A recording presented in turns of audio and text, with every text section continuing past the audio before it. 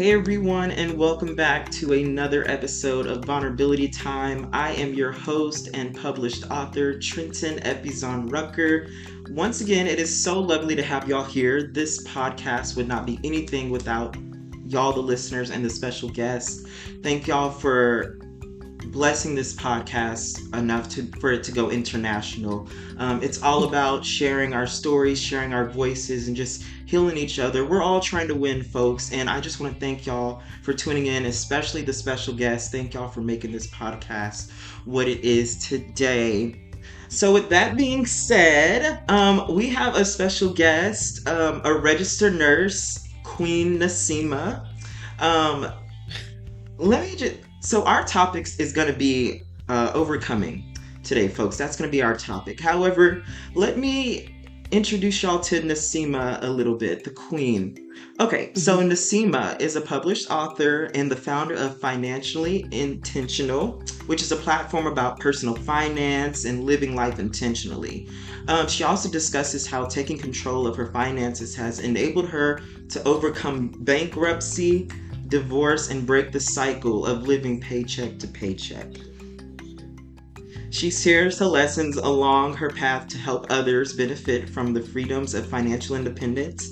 And outside of encouraging people to get their financial act together, she is also a mother, a labor and delivery nurse. Though making six figures for years, she struggled with money, finally realizing that, she couldn't out earn her financial ignorance, so she knew she had to make some changes.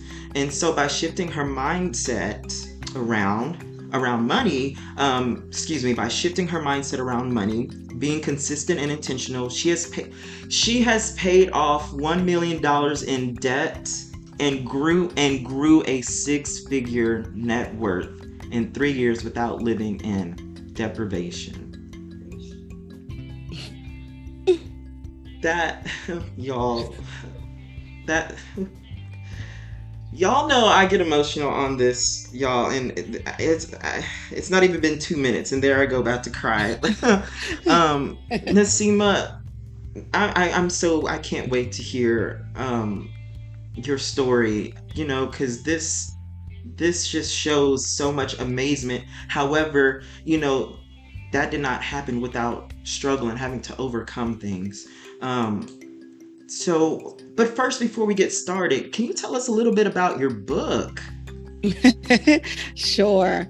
So my book is called Smart Money, and it's basically a book I wrote for myself of like everything financial I wish I would have known in my 20s. Because I started on my journey late. So if I was able to accomplish that much in my late 30s, I can only imagine what I've accomplished if I had known this like as a kid. And so it's something I can share with my daughters, and it's something I wish I would have known. And so just a way to share my knowledge and put it in an actionable guide so that other people can achieve financial freedoms without having to make the mistakes that I did along the path. Yeah. And that's what's beautiful, because it's like we're able, even though I wish it wasn't like this sometimes, it's just like, we weathered the storm, and so now we're able to, help people avoid that storm path. But Yes. So what I'll do is, folks, I will have if financial freedom and paying off loans or debts, if you're needing any of that awesome advice, I'm gonna have Queen Nasima's Instagram in the episode description, and any other contact that she'll give me. I'll put that on the episode description below. I'll put the link to her book and just anything else that she wants to share. I'm going to put that in the episode description, folks, but I'll also be putting it in at least the next 10 episodes description, so we can get it out there. Nasima just healing the world. So, Queen, in the topic of overcoming, what about that topic resonates with you? What's your story with that? I think a lot of my story had to do with what I had to go through. A lot of people see the numbers and they think like, oh, that's so amazing, and maybe think it was something linear, but it was a lot of things that I had to overcome to even get to that point. First of all, I had to overcome what I thought was normal. And, I was raised that, you to get out of poverty, to get out the hood, you go to college by any means necessary, you get that good job and you work, you get those good benefits and you work forever. And that's what it means to be successful. And that's one thing that I had to overcome because I did all those things and yet I was still struggling financially. If something were to happen to me, I had nothing for my daughter. I was a single mom. I made a good income. Everybody thought I was out here in the streets popping, the brand new house, the luxury car, like all of those things. But I knew that I was struggling. And so that was the first thing that I had to overcome. Another thing that I had to overcome in this process was during this process, I started off as a single mom, then got married shortly into the journey. Then I was in an extremely abusive relationship, mentally and physically abusive relationship, and having to overcome that while on this journey. And at the end of our relationship, actually having to pay my abuser was something that could have taken the normal person out. And not saying I'm not normal. I'm just saying what I had to overcome in that process, because I could have been knocked down. But it was bigger than me. And, I've had several setbacks, and I think that my ability to overcome is actually one of my superpowers, because I will tell you, you can knock me down, but you can never knock me out. And when I come back, I'm going to come back harder because I'm the bounce back queen. So I want people to know, I just want people to know that, a lot of people are scared to do things because they're scared to fail, are scared about the what ifs. But what if you don't do those things? Making a choice to do nothing is still making a choice. And I'd rather make a choice and fail and take those lessons and learn than to not have done it at all. And I can imagine what my life would have been like if I hadn't just stepped out on faith and did what I needed to do and stumbled along the way, because now I can share with other people what they don't have to do so that they can accelerate and get to building wealth faster.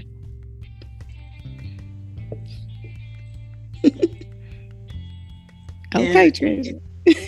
No, that's you. That's you do that to me. You making me cry. It's beautiful.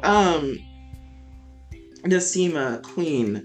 So when you mentioned, your greatest strength, is overcoming.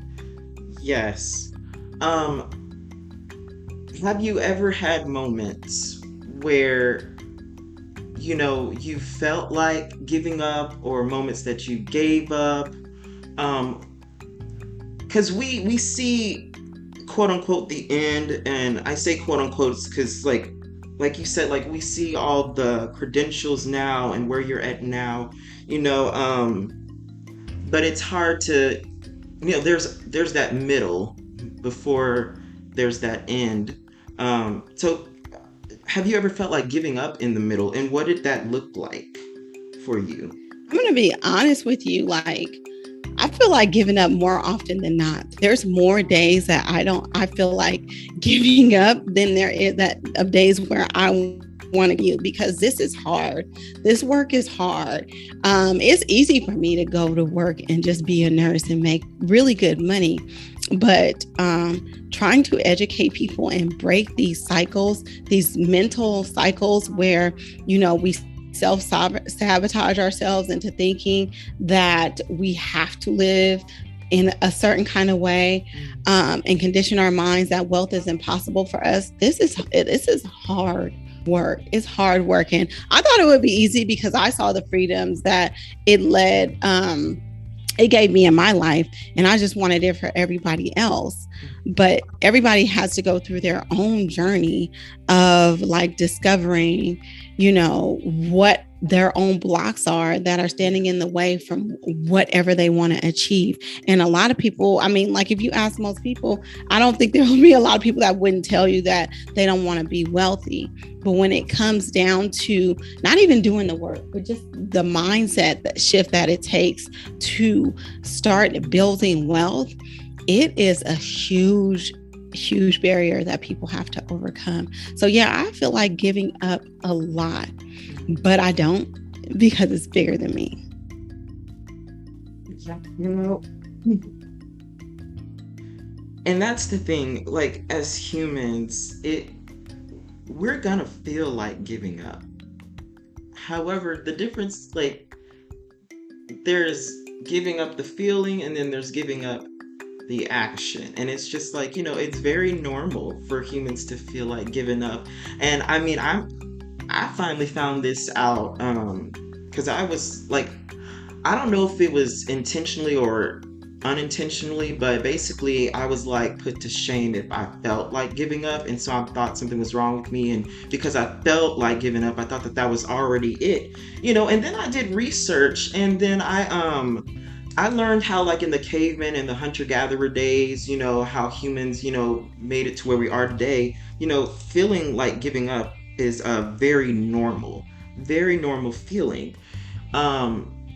And I wish I was told that back then, because I'm like, you know what, looking back, I'm like, yeah, there's a difference between giving up and feeling like giving up, and I'm like, wow, one can be an action, one can be a feeling, and so I just think that's super inspiring that you mentioned that, because there's folks right now who are going in their middle, who are currently in their middle season, that are feeling like giving up right now. So on that note, is there what or who motivated you to like continue, to push through that middle season? Initially it was, I mean, and it changes. Like initially it was my daughter. Now I have two daughters. I knew I had to do it for her. Like I said, it was so much bigger than me. And then when I created this platform, I started seeing how much people needed to hear this and needed to hear it from me, because nobody else can explain things the way that I can. Nobody has the same lived experiences as me. And all too often in this personal finance community, it's like this, it's very pale, very stale, very male. And, it's like people are not can't relate. So, like I said, it's bigger than me. And so I keep on going because I know that I'm needed. Yes. And that's something so beautiful that you just mentioned, because I mean, this is what that made me think of, is I've heard people say, even I've said this, and this was one of my statements before I started the podcast. It's like, oh, someone else already did it, someone else is already doing it. Why do it? And something that you mentioned, a theme that I caught, is there is something unique about you as an individual that someone needs to hear from you, whether that be, you can be an embodiment of representation or just understanding toward them, or the way that you say something, someone is going to receive it, through your uniqueness, and you have, your own unique experience. And yes, people can go through similar things, but it's not experienced how the individual is in that moment experiencing it. So I think that that's so beautiful and so encouraging that you mentioned that. I wish I met you a year ago. Wish I met you a year ago, because it doesn't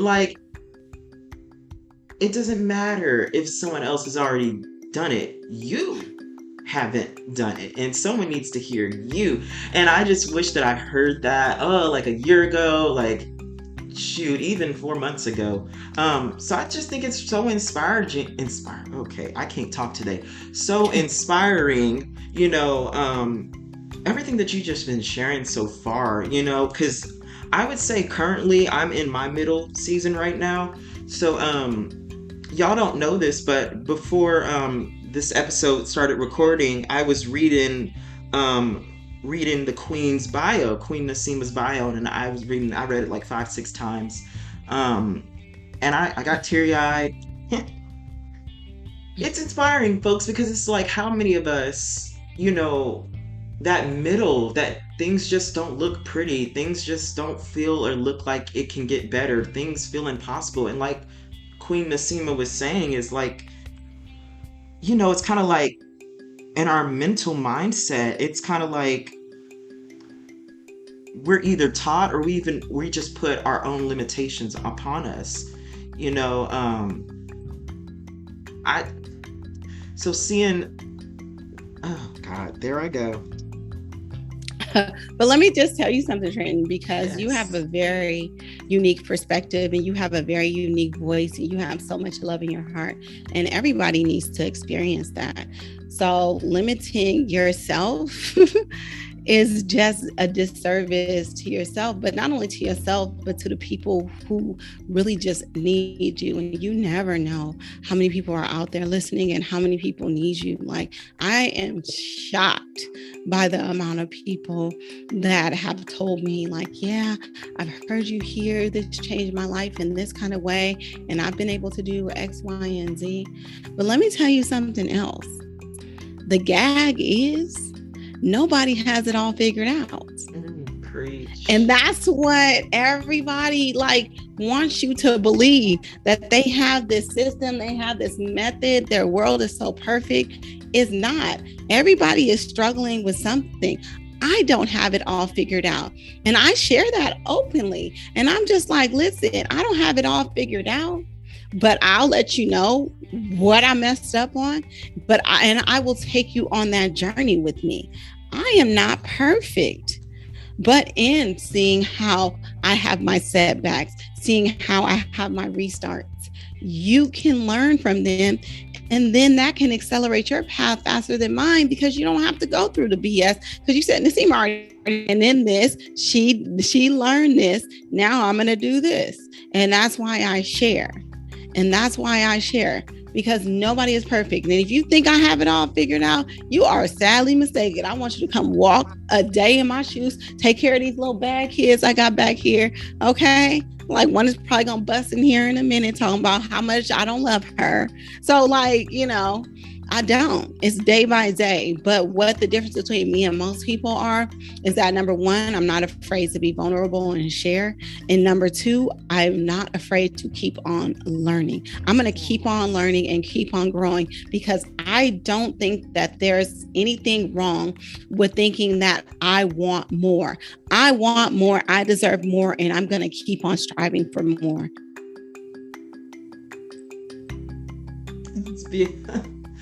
Queen, I'm here for this. Yes, you know, and the two things that really stood out to me, and you mentioned this a couple times, it's bigger than you. So, like, it's not all about just us. Like, it's like there are so many people that, you know, we are meant and we're able to, and we can impact. Um, so I just think it's so cool that you stepped out, you know. Um, you stepped out, you know, when things probably were like too dark to see, you know, to see the next step. You still stepped out, you didn't quit. um and that's the thing. Also, something really cool that you mentioned, about setbacks and learning, you know.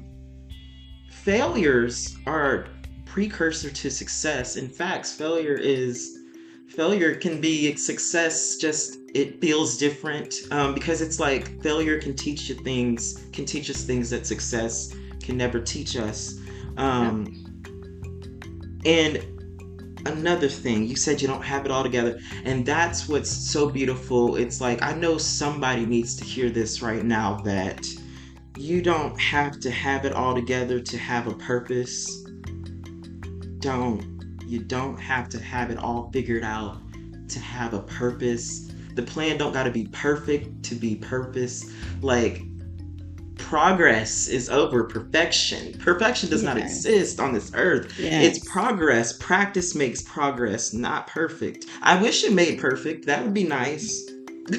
That'd be nice. But so I just think that you're such an embodiment of that. You know what I mean? Like you said, like you're being vulnerable and letting people know, you don't have it all together. Yes, you have all of this. However, life ain't perfect, and because I feel like so many of us, we have, myself included, I was raised intentionally and unintentionally, this whole facade or this of what this ideal human is supposed to be, someone on this pedestal that has it all together, and it's like, how can I relate to that? I can relate to real, but I cannot relate to perfection. And so it's like we're striving for this thing of perfection that cannot be possible. But like you said, like humans, we not perfect, but that doesn't mean that we're not capable of growth. So like you said, the continuation of learning and learning, yes, that's beautiful. So I just know somebody needs to hear it. I know I need to hear it, that it doesn't have to be perfect. I just need that reminder. Somebody out there never has heard that or needs to hear that reminder. Queen Nasima, the first time I've heard any of this was of that theme that I just told you was, let's see, not even a year ago. Let's just round it Yes. up. I'll just say a year because I don't want to count all the months. A year ago, pretty much. And so I just think like that's the thing. Hearing this from I, you, this it's just it's really resonating with me. It really is resonating with me. And I just want to thank I literally want to thank you, because if this was a male telling me this, I wouldn't receive it. I would not receive it. I just be like, man, that's fine. yeah, you need to hear from who you need to hear it from. But Yes. the thing is, it's so funny is that all of us think this, right? All of us think that, our lives are supposed to look a certain way and we're supposed to be doing a certain thing. And like what we pictured ourselves doing isn't where we are. And all of us feel like this, but for some reason, we still are like striving for that perfection that we know is impossible, instead of like embracing where we are right now and living in that and appreciating what we got to get, what we went through to get there. I was reading this book with my book club last week. It's called Confessions of a 40 something F up, you know? And it just talked about this lady who was in her 40s and she had just broken up with her fiance. She had to move back home and she couldn't even move back home with her parents because they didn't have room for her because they was Airbnb. And, then she was surrounded by all these friends who have families and were married. And she felt like she just, was in a bad place in her life. But then when she started talking to her friends, they was like, girl, we not happy. He about to lose his job. We about to get divorced. Like, this is not what I signed up for. I didn't want to be chasing these kids around, and they looked at her life as ideal. But we do that all the time. We're just like, man, if my life was like hers, it would be perfect. And it's not. Your life is your life. And we spend so much time trying to chase after the ideal life that we don't spend the time to actually enjoy the life that we have. See, that's another sign. That's another sign. Because I was literally talking about this 2 weeks ago, and I told my friends in my church group, I was like, look, I know, like, I just know Holy Spirit's trying to tell me something when Holy Spirit tells me something and then it gets confirmed through someone else, and the fact that I can literally show you, I have it written down in my notes, of certain topics that I know I needed to hear. For example, like living in the now, living your life, like, don't, like, try your best not to, oh, I wish I had that, then I'll be happy, I wish I had this, then I'll be happy, which is good to want and strive for things. That just, at least for me, I don't want that to be the basis of my happiness, the foundation of my happiness, because there's always going to Yeah. be something else, something else, something else, and so Right. here, goodness, I mean, look, I'm just so grateful to be speaking to you, because this is just inspiring. Like, seriously, I needed to Yeah. hear that, because that's definitely something that I'm currently working on. So in August, in the fall, I'm gonna start going back to therapy to work on that. Oh Yes. yeah, therapy. Oh yes, love Therapy. therapy. Yes. Gotta love it. To work on that, because you're right. Like, in a way, it kind of like steals my happiness and my joy when I'm like, oh, when I get this, then I'll do that. Oh, when I have what they have, then I'll be happy. Because honestly, I'm currently doing that right now. Because um, I'm about to get my doctorate. Go Um, ahead. Thank you. In the next couple years, and where I'm at, let's just say this: where I'm at now, I used to wish I had where I'm at now back then. And there I go. Now I'm like, oh, I have this. Wow. And it's just like not as fully satisfied, because I'm always, Yeah. yeah. And so the fact that you said that, that's just a sign. That's a sign. That's more confirmation. I'm going to therapy Yeah. next month for that, folks. I got Yes. it. I Yes. can't let that rob my life anymore. Life is literally too short. Um, and Right. Hmm. yes. So, Queen, before we wrap up, is there anything else that you would like to share or to say? Also, as well as, is there any advice you would like to give for those who are similar to where you were in the middle? Yeah. So I would say, like, when you're in a position where you feel like these things need to change, or you're kind of stuck in an in between point, I want you to just take a look around and assess who you're surrounded with and what you're consuming every day. Because chances are you are the average of the people you're surrounding yourself with and the content that you're consuming. So Mhm. anytime you get stuck, that's your normal, right? So you have to, and that's your comfort zone. You have to get out of your comfort zone. You have to buck normal, and you have to do something different. And for me, when I was, struggling with money and just like, okay, but everybody's struggling with money, but I knew I didn't want to be like that, right? So what I had to do was I had to surround myself with other images or put myself in other rooms. And that I did virtually. So I listened to podcasts of people who were doing things that I aspired to. I listened to audiobooks of people who have achieved financial independence or are on the road to financial independence. Mhm. And this is what was in my head 24/7. And then ultimately, like those people that I listened to, those people that I followed on social media, they actually became my friends in real life. So now I'm surrounded by, people who are millionaires, who in their Yeah. 30s and 40s, people who have achieved financial independence. So now it's normal for me. And so when I say in those circles, oh, I paid off $1 million in debt in 3 years, they're just like, okay, that's cool. It's not anything that's like, oh, it's not crazy, unattainable, Right. because these are things that are our norm. So shift that norm. Shift that norm. Get uncomfortable.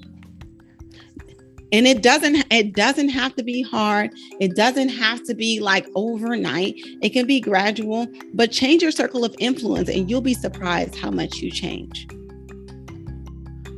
Oh, 1000%. Oh, 1000%. And that's important, like, what are we consuming? Whether that be relationships or, television or, music. Um, it's literally scientifically proven that, that does have an effect. Our environments, well, they said our consumptions. have an effect on our minds.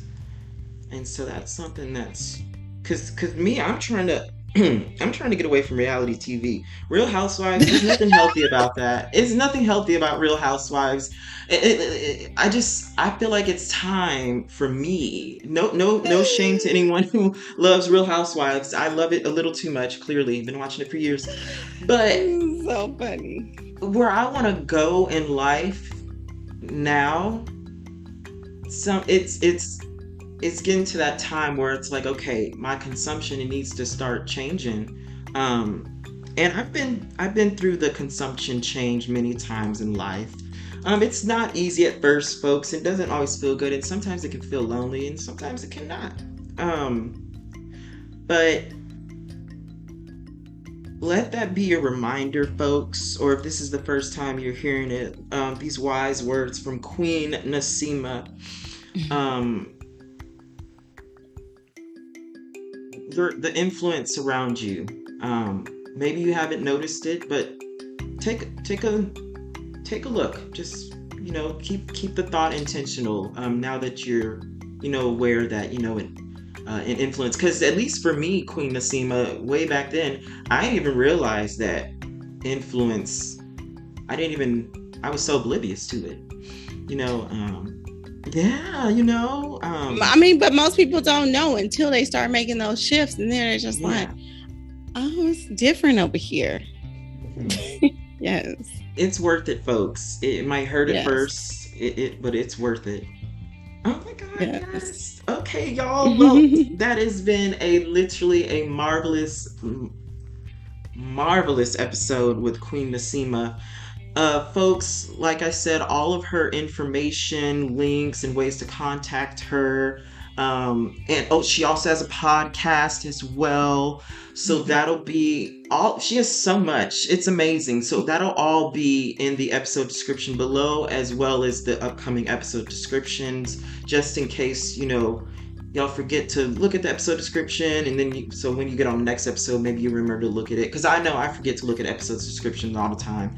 Yeah, something's got to stay in the episode description consistently, because one day I'm going to read some episode description.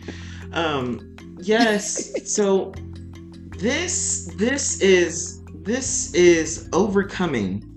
This is Queen Nasima.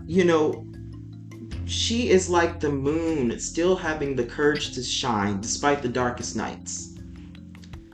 Despite the darkest nights. I'm just very grateful, and I know we all are so grateful of what you have shared with us. You know what I mean? I know there's a lot more. So I'm just so grateful and honored and blessed of your vulnerability. Thank you for inspiring us. Y'all, she had me crying. But y'all know I cry though, but this was not even 2 minutes into it.